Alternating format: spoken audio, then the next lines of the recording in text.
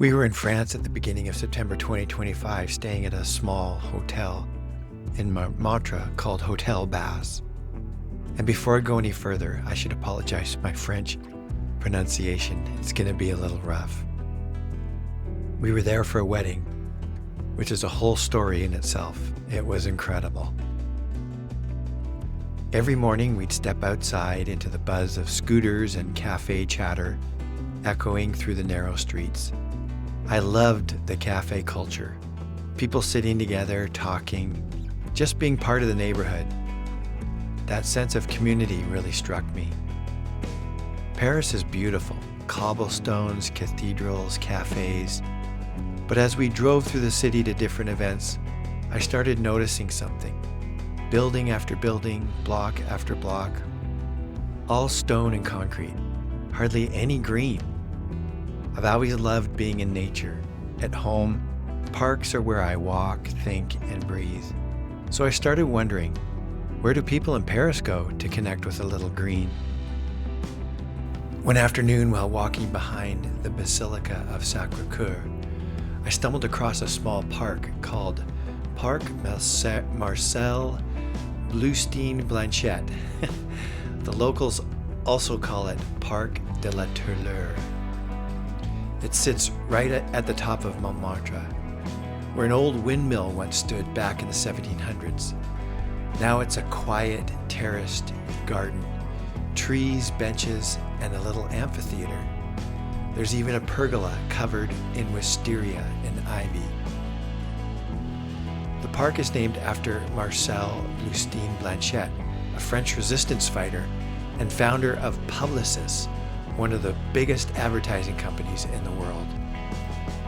People were sitting on benches, reading, chatting, playing with their kids, and watching the world go by.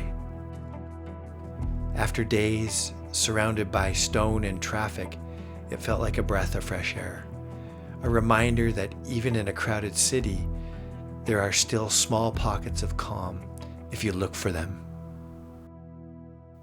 Even after visiting this little park, I was still thinking, what other parks are out there in Paris? That night, back at the hotel, I did what most of us do. I opened Google Maps and looked for other parks. One name kept popping up, Parc de Buttes-Chaumont, built in 1867 for the World's Fair. It was once a rough, rocky quarry that Napoleon III decided to turn into a park. The photos looked incredible. Cliffs, trees, bridges, and even a lake with an island in the middle. I decided I had to go see it for myself. The next day I decided to rent a Line bike. I love exploring cities this way. You see things at a slower pace, but you still cover a lot of ground.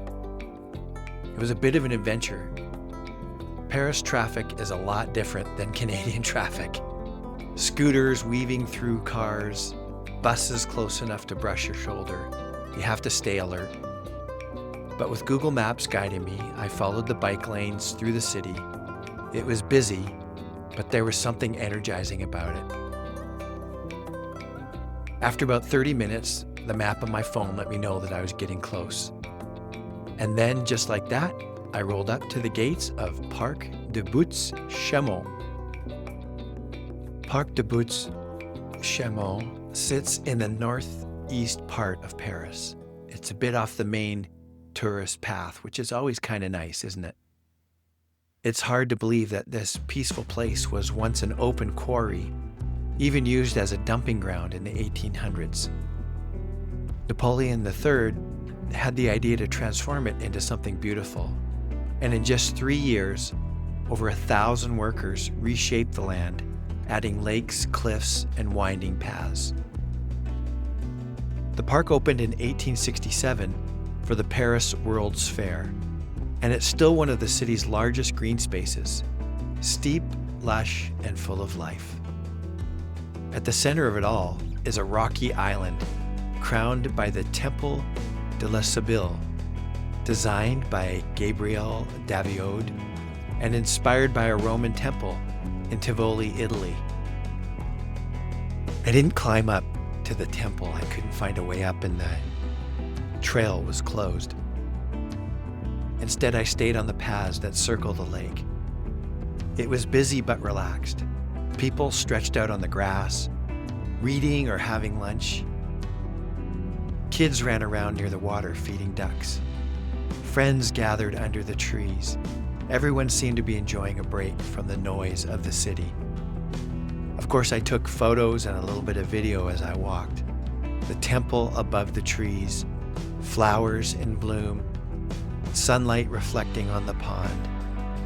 It felt alive in a quiet, easy way. And being here confirmed what I've always believed. Green spaces are essential. They give people a place to slow down, breathe, and connect.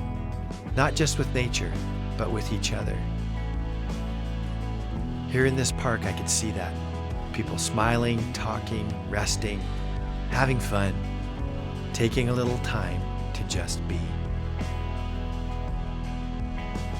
Eventually, I hopped back on my bike and started the ride toward Montmartre.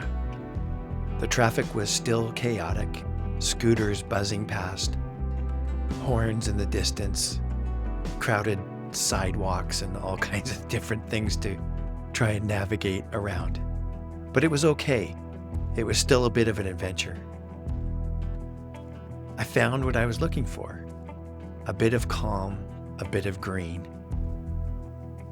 It was a reminder that even in a city as full and busy as Paris, there are places where you can pause and connect. Paris is absolutely beautiful.